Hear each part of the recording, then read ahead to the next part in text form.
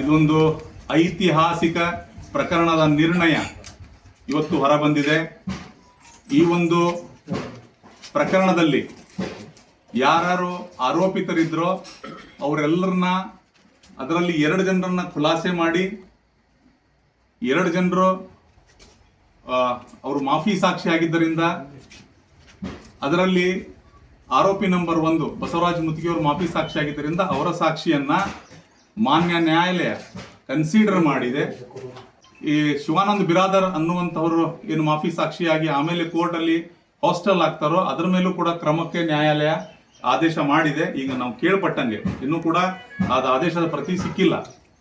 ಅದಲ್ಲದೇನೆ 2 ರಿಂದ 17ರವರೆಗೆ ಏನು ಆರೋಪಿಗಳಿದ್ದರು, 2 ರಿಂದ 17ರವರೆಗೆ ಏನು ಆರೋಪಿಗಳಿದ್ದರು ಅದರಲ್ಲಿ ಪೊಲೀಸ್ ಇನ್ಸ್ಪೆಕ್ಟರ್ ಚನ್ನಕೇಶವ್ ಟಿಂಗ್ರಿಕರನ್ನು ಹೊರತುಪಡಿಸಿ ಎಲ್ಲರಿಗೂ ಜೀವಾವಧಿ ಶಿಕ್ಷೆ ಆಗಿದೆ ಅಂತ ಹೇಳಿ ಈಗ ಮಾನ್ಯ ನ್ಯಾಯಾಲಯ ಆದೇಶ ಮಾಡಿದೆ. ಚನ್ನಕೇಶವ್ ಟಿಂಗ್ರಿಕರ್ ಅವರಿಗೆ 7 ವರ್ಷ ಶಿಕ್ಷೆ ಆಗಿದೆ ಅಂತ ಹೇಳಿ ಗೊತ್ತಾಗಿದೆ ನಮ್ಗೆ. ಸೊ ಇದು ಸ್ವಾಗತಾರ್ಹ. ನಾವು ಮೊದಲಿನಿಂದನೂ ಇದೇ ಬೇಡಿಕೆ ಇಟ್ಟು ಇದು CBI ತನಿಖೆಗೆ ಹೋಗಬೇಕು, ತಪ್ಪಿತಸ್ಥರಿಗೆ ಕಠಿಣ ಶಿಕ್ಷೆ ಆಗಬೇಕು, ಪೊಲೀಸ್ ಅಧಿಕಾರಿಗಳನ್ನ ಬಳಕೆ ಮಾಡಿಕೊಂಡು ಯಾವ್ಯಾವ ರಾಜಕಾರಣಿಗಳು ಪೊಲೀಸ್ ಅಧಿಕಾರಿಗಳನ್ನು ಬಳಕೆ ಮಾಡಿಕೊಂಡು ಇಂತಹ ಪ್ರಕರಣಗಳನ್ನು ಹತ್ತಿಕ್ಕುವ ಒಂದು ಪ್ರಯತ್ನ ಮಾಡ್ತಾರೋ, ಮತ್ತು ರಾಜಕಾರಣಿಗಳ ಮಾತು ಕೇಳಿ ಪೊಲೀಸ್ ಅಧಿಕಾರಿಗಳು ತಮ್ಮ ಕರ್ತವ್ಯವನ್ನು ಮರೆತು ಕೆಲಸ ಮಾಡ್ತಾರೋ ಅವರಿಗೆಲ್ಲರಿಗೂ ಒಂದು ಪಾಠ ಆಗಬೇಕು ಅನ್ನುವಂತಹ ಒಂದು ದೃಷ್ಟಿಕೋನದಿಂದ ಈ ಹೋರಾಟವನ್ನು ಆರಂಭ ಮಾಡಿದ್ವಿ. ಇವತ್ತು ಮಾನ್ಯ ನ್ಯಾಯಾಲಯದಲ್ಲಿ ನಾವು ಯೋಗೇಶ್ ಗೌಡರ ಕುಟುಂಬಕ್ಕೆ, ಯೋಗೇಶ್ ಗೌಡರ ಸಾವಿಗೆ ಇವತ್ತು ನ್ಯಾಯ ಸಿಕ್ಕಿದೆ. ಈ ಒಂದು ಆದೇಶದಿಂದ ನನಗೆ ಸಂತೋಷನೂ ಆಗಿಲ್ಲ, ದುಃಖನೂ ಆಗಿಲ್ಲ.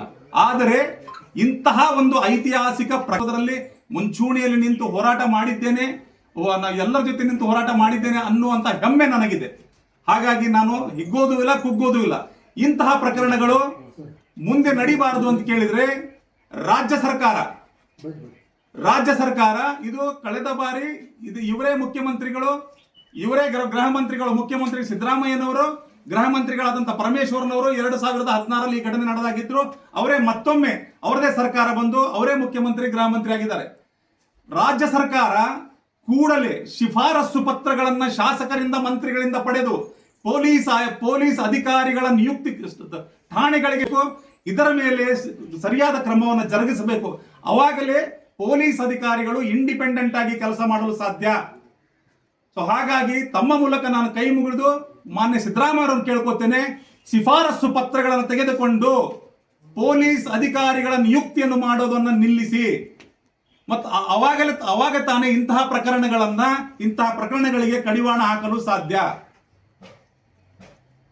ಸೊ ಇದೊಂದು ಐತಿಹಾಸಿಕ ಪ್ರಕರಣ. ಈ ಕೂಡಲೇ ನಾನು ಹೇಳಿದ್ದೆ, ಮೊದಲು ಕೂಡ ನಾನು ಹೇಳಿದ್ದೆ, ಈ ಒಂದು ಪ್ರಕರಣ ದೇಶದ ಕಾನೂನಿನ ಇತಿಹಾಸದಲ್ಲಿ ಇಂತಹ ಪ್ರಕರಣ ಈ ಹಿಂದೆಯೂ ನಡೆದಿಲ್ಲ, ಮುಂದೆಯೂ ನಡೀಲಿಕ್ಕಿಲ್ಲ. ಇವು 313 ಸ್ಟೇಟ್ಮೆಂಟ್ಗೆ ಹೋದ ಮೇಲೆ ರಾಜ್ಯ ಸರ್ಕಾರ CBI ತನಿಖೆಗೆ ಒಳಪಡಿಸಿದೆ. ಇವತ್ತು ನಾನು ತಮ್ಮ ಮಾಧ್ಯಮದ ಮೂಲಕ ಅಂದಿನ ರಾಜ್ಯ ಸರ್ಕಾರದ ಮುಖ್ಯಮಂತ್ರಿಗಳಾದಂತ ಸನ್ಮಾನ್ಯ ಶ್ರೀ ಯಡಿಯೂರಪ್ಪರವರಿಗೆ ತಮ್ಮ ಮೂಲಕ ನಾನು ಧನ್ಯವಾದಗಳನ್ನು ಹೇಳಕ್ಕೆ ಬಯಸ್ತೀನಿ. ಈ ಪ್ರಕರಣವನ್ನು ಬಯಲಿಗೆ ತರೋದಕ್ಕೋಸ್ಕರ ನಾವೇನು ಹೋರಾಟ ಮಾಡಿದ್ವಿ, ಆ ಕುಟುಂಬಕ್ಕೆ ಏನು ಮಾತು ಕೊಟ್ಟಿದ್ರು, ನಮ್ಮ ಭಾಗದ ಜನರಿಗೆ ಯೋಗೇಶ್ ಗೌಡರ ಕೊಲೆ ಪ್ರಕರಣವನ್ನು ನಮ್ಮ ಸರ್ಕಾರ ಬಂದು 2 ದಿನದಲ್ಲಿ CBI ತನಿಖೆಗೆ ವಹಿಸ್ತೀನಿ ಅಂತ ಏನು ಸನ್ಮಾನ್ಯ ಮುಖ್ಯಮಂತ್ರಿಗಳು, ಅಂದಿನ ಮುಖ್ಯಮಂತ್ರಿಗಳು ಯಡಿಯೂರಪ್ಪನವರು ಹೇಳಿದ್ರು, ಅವರ ಮಾತಿನಂತೆ ನಡೆಕೊಂಡಿದ್ದರಿಂದ ಇದು CBI ತನಿಖೆಗೆ ಹೋಗಿ ಸತ್ಯಾಂಶ ಇವತ್ತು ಹೊರಗಡೆ ಬಂದಿದೆ. CBI ಅಧಿಕಾರಿಗಳು ಬಹಳ ಚೆನ್ನಾಗಿ ಇದನ್ನು ಎನ್ಕ್ವೈರಿ ಮಾಡಿ ಸಂಬಂಧಪಟ್ಟಂತ ತಪ್ಪಿತಸ್ಥ ಆರೋಪಿತರು ನ್ಯಾಯಾಲಯದಲ್ಲಿ ನಿಲ್ಲಿಸಿ ಅದನ್ನು ಸಮಗ್ರವಾದಂತಹ ಒಂದು ವಿಚಾರಣೆ ನ್ಯಾಯಾಲಯದಲ್ಲಿ ನಡೆದು CBI ವಕೀಲರು ಚೆನ್ನಾಗಿ ಅದನ್ನ ಕೋರ್ಟ್ ಅಲ್ಲಿ ಮಂಡಿಸಿದ ಮೇಲೆ ಸಾಕ್ಷ್ಯಾಧಾರಗಳನ್ನು ಪರಿಗಣಿಸಿ ಇವತ್ತು ನ್ಯಾಯಾಲಯ ಐತಿಹಾಸಿಕ ತೀರ್ಪನ್ನು ನೀಡಿದೆ. ಸೊ ಹಾಗಾಗಿ ನನಗೆ ಬಹಳ ಹೆಮ್ಮೆ ಅನಿಸ್ತಾ ಇದೆ, ಇಂತಹ ಒಂದು ಹೋರಾಟದಲ್ಲಿ ನಾನು ಪಾಲ್ಗೊಂಡಿದ್ದೇನೆ ಅಂತ. ವಿನಯ್ ಕುಲಕರ್ಣಿ ಅವರು